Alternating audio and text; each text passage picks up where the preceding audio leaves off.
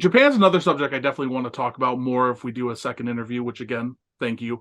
I would The love to. one last thing I want to talk about before we get to the plugs, because you Yeah. just brought it up and it just made me think about it.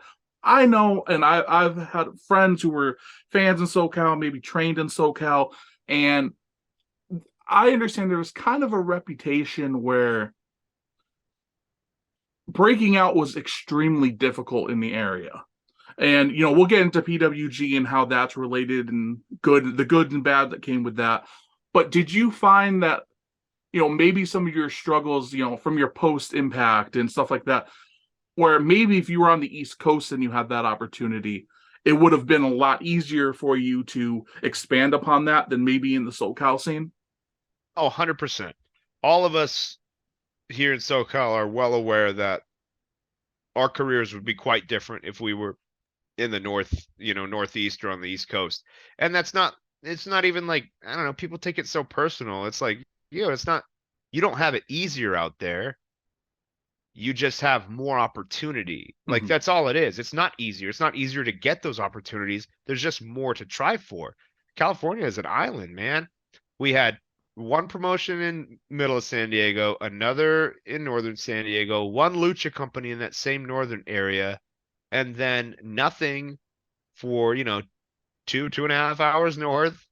And then like a couple bad feds there, and then PWG, and then whatever Marquez was doing. Like that's it. I mean, Five things. look at the Five things major in the Fed. biggest state, the second biggest state in the damn country, I think. Like five. Yeah, it's crazy.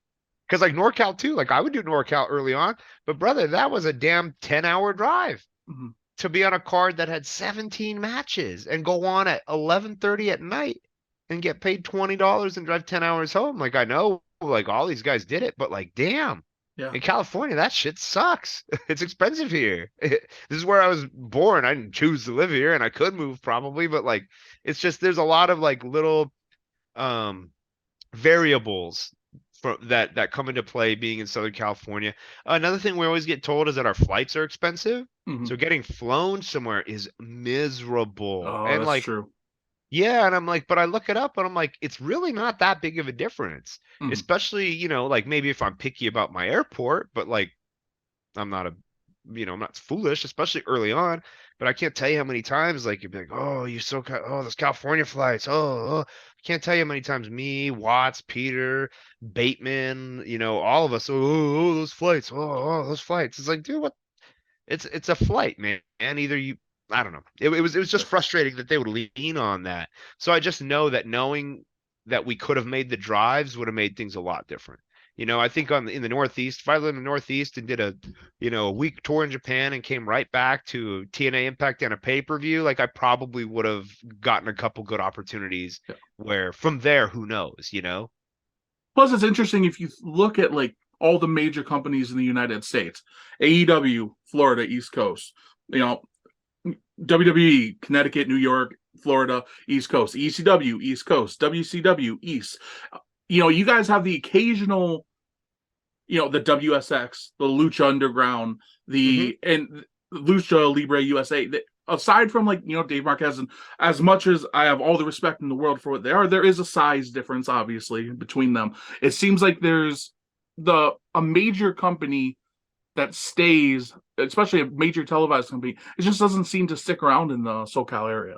No, and it's so weird with so much of media being in Southern California. You think like it would be like a wrestling hotbed with all the beautiful studios and venues, and there's just so much television history and production history here. Like you would think that SoCal would have more big permanent wrestling, but like Lucha Underground was a blessing for the area. Like God bless that show getting so many of my friends paid. Yeah. I tried so hard to be a part of that show. I had a little tryout. I thought I did really well, but I almost broke my back at it. That's a whole nother story. But like, it's just like, man, like that was pretty much the best we ever got because like WSX was tight. That was before my time. I was still just training, I think. Um, but that got some guys paid. Like it just sucks. Yeah, we only ever get these really neat, unique, and that's the thing. If you notice with Lucha Underground and WSX, like they were fresh, they were Yeah, really unique. unique. there were really unique takes on wrestling. That's what Southern California seems to try, or that's what seems to end up here. And it's a shame that that stuff doesn't last because wrestling needs more unique stuff. You And know, sometimes they're ahead of their time not too. just the roster. Exactly. Lucha Underground was ahead of its time. I mean, shoot, man, just if you look at the way everyone survived through the pandemic, just copying them, Yeah. like it shows you that there was something to that format. There was a lot to that. WSX was wild as shit. I would watch Mhm. that every week. Yeah. You know, like that was cool. It was alternative. Wrestling needs more alternatives and not just in the roster being different and not allowed to wrestle here, not allowed to wrestle there. That's not enough. Do you think part of the issue is because it's in, you brought up the benefit of it being in the California area, by Hollywood and stuff like that, but you're also dealing with more Hollywood executive type people and they That have too, the different money. expectations and, you Yeah, know, yeah. I mean, wrestling is always a hard sell for television. Always has been, always will be. And so yeah, that does come into play too. And then the costs of doing things out here are much more expensive, so I get that.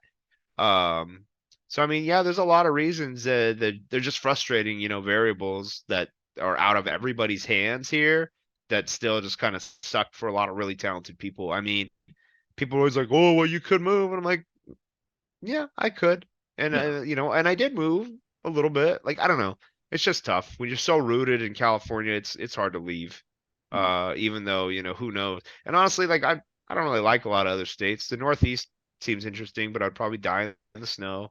I hate Florida. I don't think I could live in the South. Like just the way my brain when my mortals work. I don't know how I would do down there. Like I don't know. It's just moving for wrestling is such a scary thing, and I think that's probably one of the things I had been the most afraid of, and probably held me back. Because like you said, man, it is tough out here on the West Coast. It's tough.